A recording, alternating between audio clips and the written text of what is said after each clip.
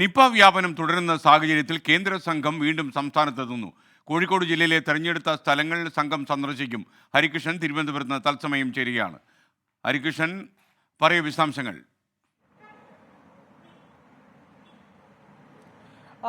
ഈ സംസ്ഥാനത്ത് നിപ രോഗബാധ അത് ആവർത്തിക്കുന്ന സാഹചര്യത്തിലാണ് ഒരു വിശദമായ അല്ലെങ്കിൽ കൂടുതൽ പഠനം നടത്തുന്നതിന് വേണ്ടിയിട്ട് കേന്ദ്ര സംഘം വീണ്ടും സംസ്ഥാനത്തേക്ക് എത്തുന്നത് എന്നുള്ളതാണ്. അതിൽ ഏറ്റവും പ്രധാനപ്പെട്ട കാര്യം ഈ രോഗവാഹകർ എന്ന് കരുതുന്ന ഈ പഴംതീനി വവ്വാലുകളെ സംഘം നിരീക്ഷിക്കുന്നുണ്ട്. അത് പ്രത്യേക പഠനത്തിന് അല്ലെങ്കിൽ വിശദമായ പഠനത്തിന് വേണ്ടിയിട്ട് ഉപയോഗിക്കും എന്നുള്ളതാണ്. അതുപോലെ ഈ national institute of one health, Indian council of medical research, Pune national virology institute എന്നിവരുടെ നേതൃത്വത്തിലായിരിക്കും ഈ പഠനം നടത്തുക എന്നുള്ളതാണ്. അതിൽ തന്നെ ഈ കോഴിക്കോട് ജില്ലയിലെ പ്രത്യേക സ്ഥലങ്ങളായിരിക്കും ഇതിനു വേണ്ടിയിട്ട് തെരഞ്ഞെടുക്കുക. കോഴിക്കോട്, മലപ്പുറം ജില്ലയിലെ ചില സ്ഥലങ്ങളും ഇതിനു വേണ്ടിയിട്ട് തെരഞ്ഞെടുക്കുമെന്നുള്ളതാണ് ആരോഗ്യവകുപ്പിൽ നിന്നും അറിയിച്ചിരിക്കുന്ന ഏറ്റവും പ്രധാനപ്പെട്ട കാര്യം. അതുമാത്രമല്ല ഈ വനമേഖലയിലും പുറത്തുമുള്ള പഴംതീനി വവ്വാലുകളുടെ സ്രവങ്ങൾ, അവയവ സാമ്പിളുകൾ, അതേപോലെ രക്തം, മൂത്രം തുടങ്ങിയവ ശേഖരിച്ചുള്ള പഠനത്തിന് ഈ വനംവകുപ്പിനോട് അനുമതി തേടിയിട്ടുണ്ടായിരുന്നു. അത് അനുമതി ലഭിച്ചിട്ടുണ്ട്. ആ അടിസ്ഥാനത്തിലും പഠനം നടത്തും.